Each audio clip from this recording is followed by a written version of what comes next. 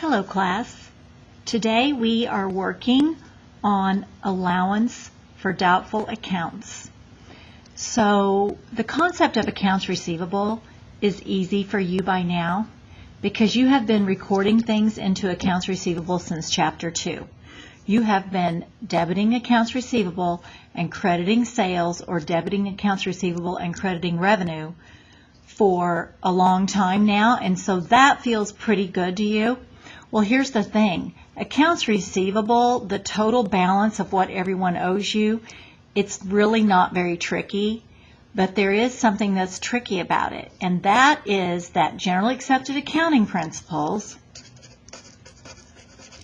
says that our accounts receivable needs to be shown at the net amount that we really believe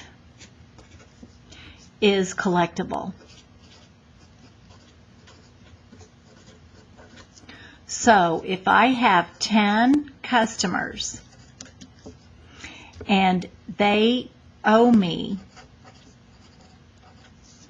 $50,000, but I'm kind of worried because customer ABC has not been paying me, or I found out from someone that their business isn't doing very well, and let's say that they owe me $4,000. Then I have to ask myself, am I really going to collect that $4,000? The truth is, I should put $4,000 in the allowance for doubtful accounts, and then I should show my net accounts receivable as $46,000. See how that works? So this would be the allowance for doubtful accounts, and it has a credit balance, but it is not a liability. It has a credit balance, but it stays over with accounts receivable in current assets. So it is what we call a contra account. It is a contra account against accounts receivable. Okay? So let's get in and dig into some numbers. And the more we practice with it, as with all things in accounting, the more we practice with it, the more we're going to understand how it works. Okay, so right now I would like for you to look at, I'm in the Wild book, chapter 7.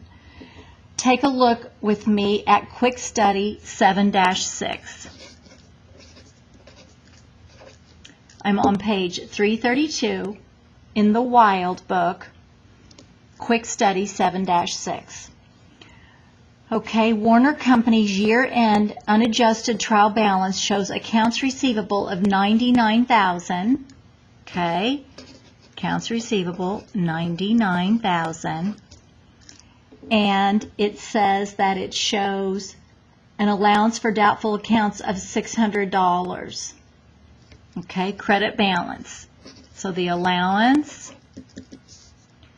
a $600 credit.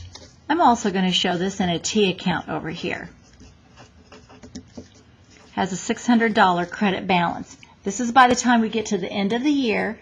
And of course, before we do our financial statements, we're going to make an adjusting entry. Okay, we're going to make an adjusting entry so that our accounts receivable will be correct on the trial balance, so we can then do financial statements. As you know, we want the allowance account to be an appropriate amount when we do our balance sheet. Okay, we had sales of $280,000 this year. Okay, so here's the thing. Sometimes we use accounts receivable as a way to calculate what should be in the allowance. In other words, how much should we reserve for in case for people that we think are not going to pay us? We are working ahead guessing who is not going to pay us this year. What dollar amount do we think we won't be able to collect this year? Some companies base it off of the total amount of sales that were made on credit. Other companies base it off of the accounts receivable balance, and they do an aging where they go through and they sort how old all the balances are that people owe them. And they look at the older ones and they say, these are looking fairly sketchy. Maybe we better set them up in the allowance account. And once we've set things up in the allowance account, then when we find out that people are bankrupt, we don't have to take it to bad debt expense. We already took it to bad debt expense when we matched it with the year that we did the business. Okay? So I'm looking at 7-6.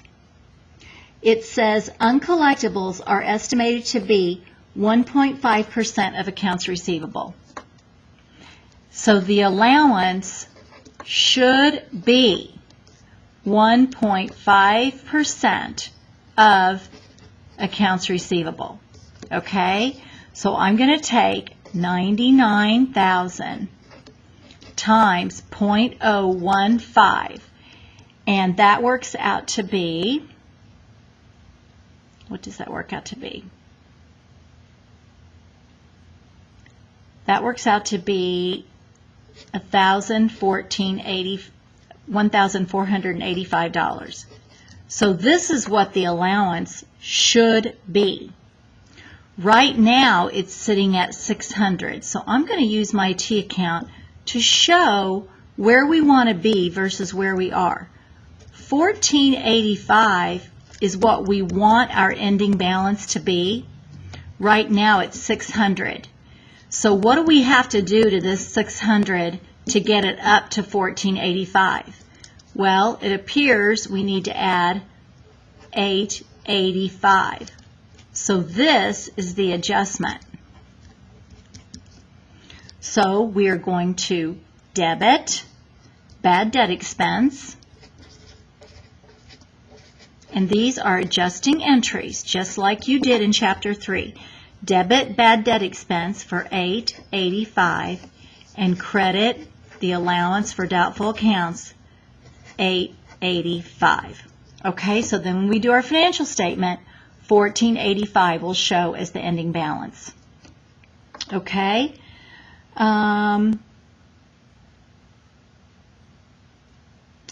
B, Part 2 says, what amount would have been used in the adjusting entry if the allowance account had a year-end unadjusted debit balance of $300?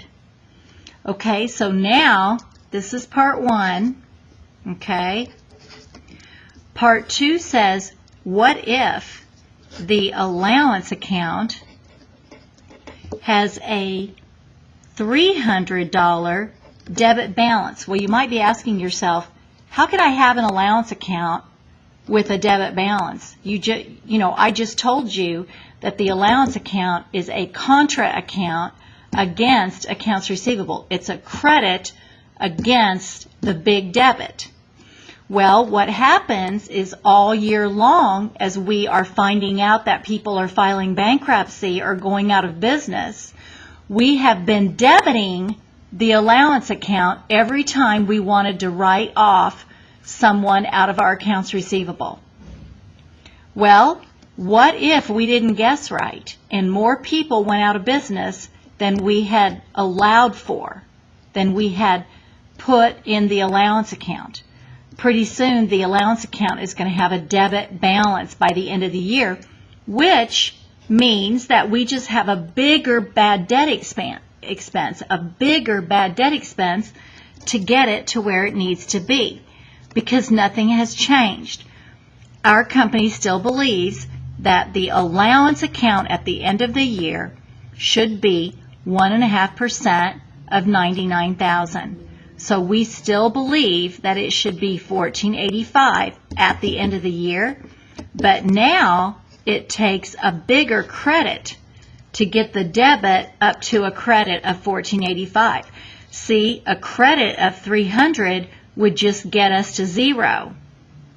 And then another credit of $14.85 would get us to a balance of $14.85. So we're going to have to do a credit of $17.85 to get this debit balance zeroed out and up to $14.85.